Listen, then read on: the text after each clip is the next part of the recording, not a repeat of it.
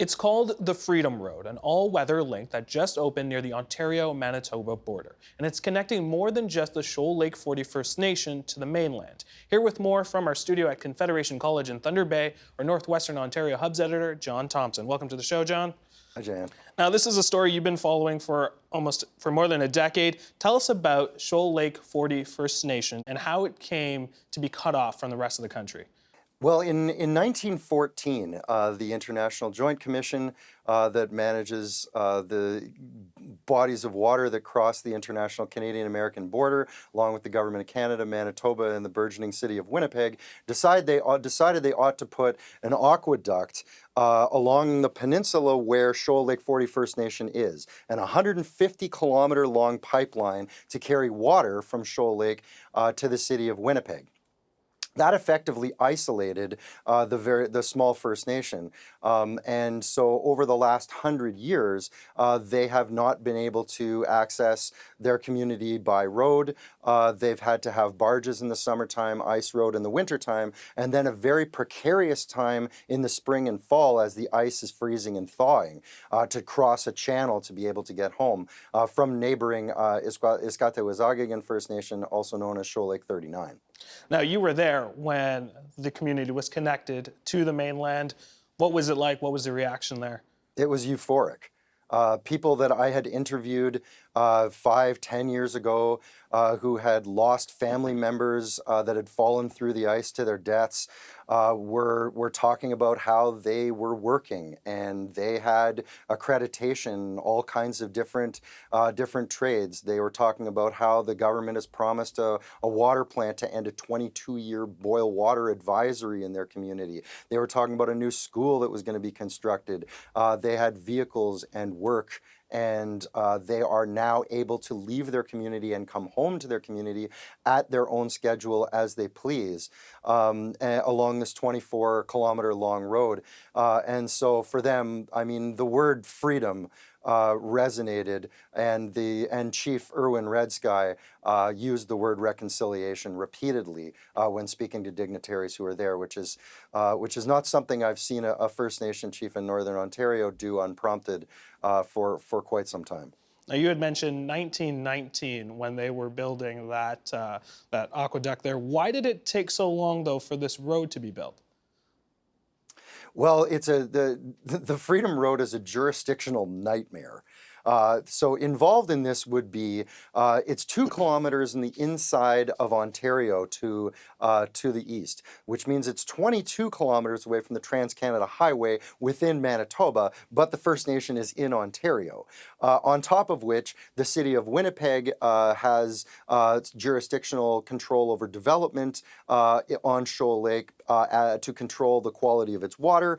You have the Canadian government, obviously the Manitoban government, and then, as I said in the beginning, the entire thing is jurisdictionally controlled by the International Joint Commission. And so to what we often talk about First Nations development and infrastructure interests with respect to interjurisdictional problems. But this one will go down in the history books as among the most challenging projects that Canada has ever built. Well, let's jump on that. What was so unique in how this road was finally built? Shoal Lake 40 had decided to build cottage lots in an attempt to get a road to their community in the late 1980s.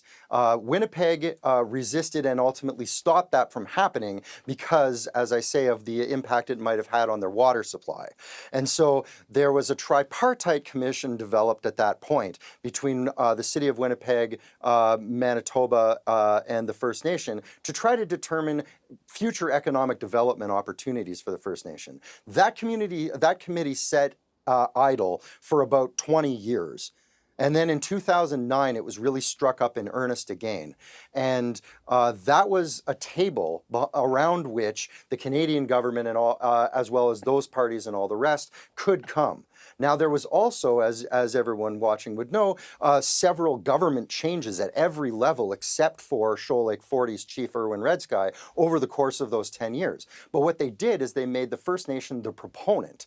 And what that means is practically is instead of knocking on the door and saying, knock, knock, hi, we'd like to put a road there, they put the First Nation in charge of things like road location development, how the companies were going to be doing the works, a lot of the local employment. So when the stars did align at the political level, the packages were ready to be handed over and said, okay, now the money's there, now the priority's there, and here's the portfolio ready to go. And this is what's being called the Shoal Lake Freedom Road model that could change the nature of infrastructure development for First Nations in Canada. It seems as though government and other First Nations can learn from this. Tell me about that.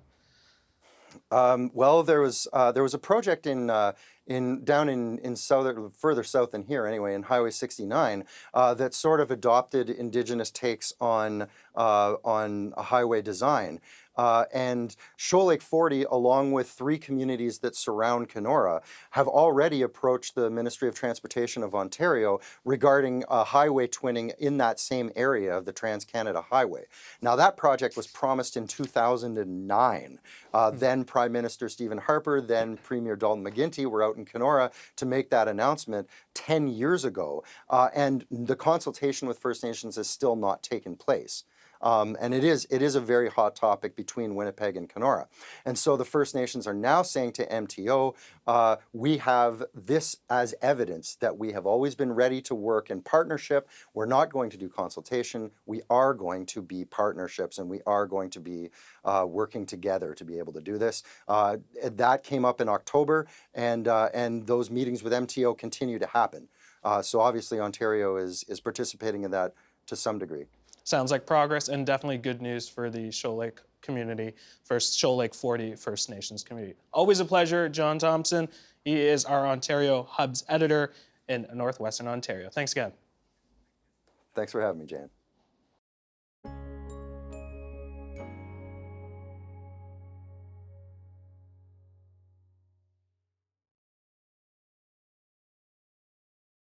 The Agenda with Steve Paikin is brought to you by the Chartered Professional Accountants of Ontario. CPA Ontario is a regulator, an educator, a thought leader, and an advocate. We protect the public. We advance our profession. We guide our CPAs. We are CPA Ontario. And by viewers like you. Thank you.